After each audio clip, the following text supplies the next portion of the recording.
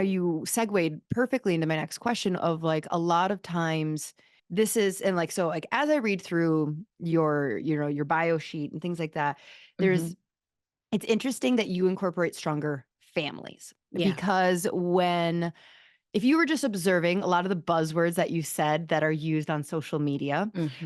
there can be this very like this is like inner work and it's my shadows and Hmm. it's like and it can be very about the self, Yeah. which can be very I don't want to say it is selfish, but like it's not Which it should about be, right? Like in a right good because but way. right, Yeah. and so, like, I Hmm. wanna talk about the why it's not bad if it is selfish, but, like, how did you land on the families aspect? Because I feel like a lot of traditional Hmm. coaches in this or, therapists in this realm, like, aren't talking about the family aspect of it.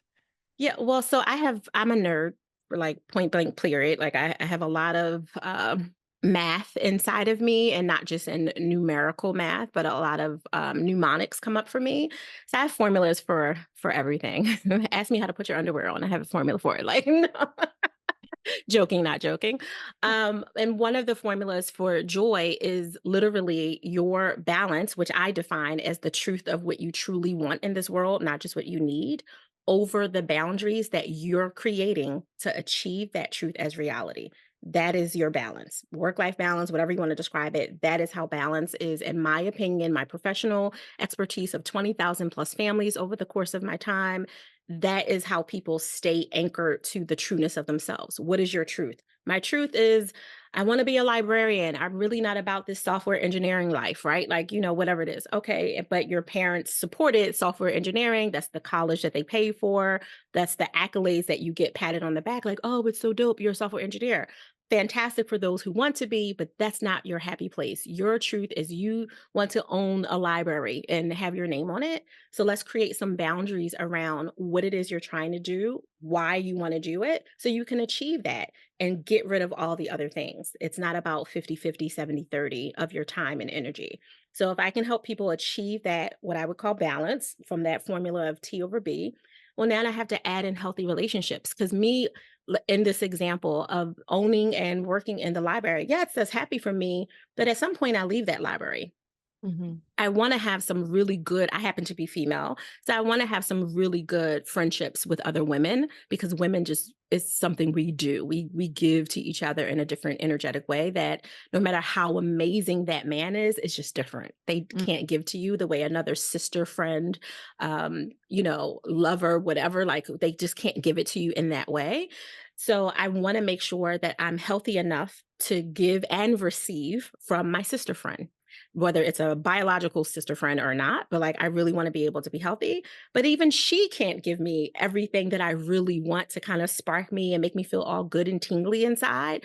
For me, because not only am I a personally social creature, as most of us are, but I am a lover of love. I want love in all of its facets. And for me, because I am a sexual being, that includes sex, which for me, as a heterosexual woman who happens to be married, that includes the love of a man. I want to be healthy enough to allow in that love from that other healthy human. So, all of that is a part of the formula for joy. It is your balance plus your healthy relationships times your intimacy squared. That equals your joy. If you want to really have joy, which ultimately leans into your peace, you can't just be all about self. That self absorption is not going to work.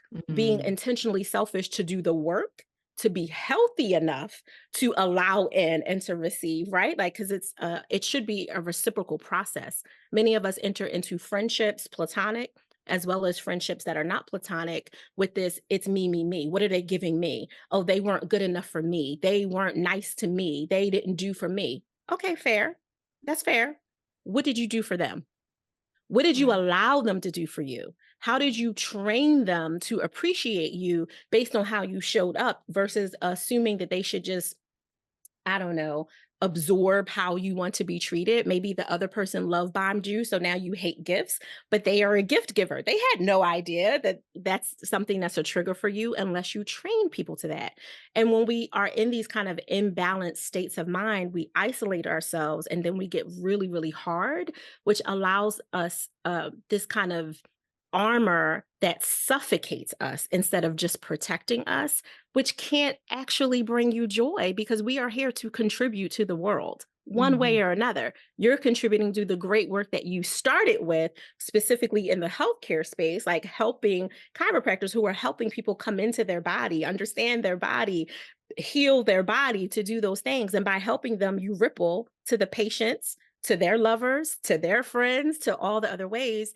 And now over the space of your just your podcast alone, not including your other work that you do and the other ways you contribute, now you're contributing to a larger base because you have men that are like, hey, I'm really receiving from It's the this same too. equation for them too. Yeah, it's not an equation Exactly. just for females. Exactly.